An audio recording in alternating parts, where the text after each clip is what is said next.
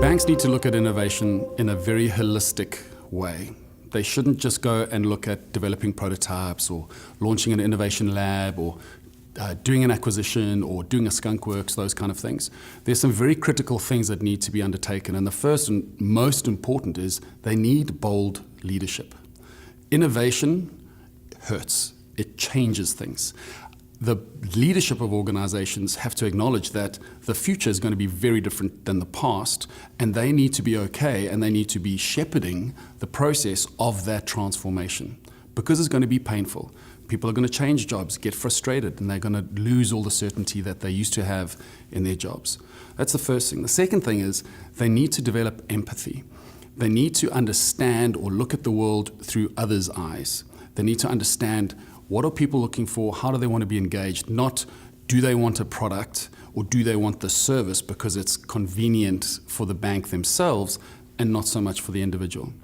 The other thing is that they need to recognize patterns. Understand or look for connections between disparate things outside of your industry.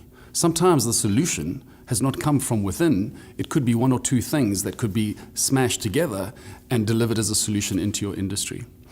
And the last thing is that they really need to execute very quickly. The days of perfecting something and rolling it out eventually, those are over.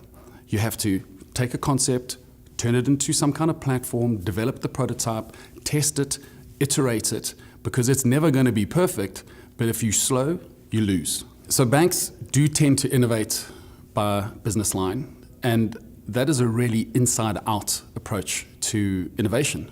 Innovation should be fundamentally driven by customers, so from the outside in.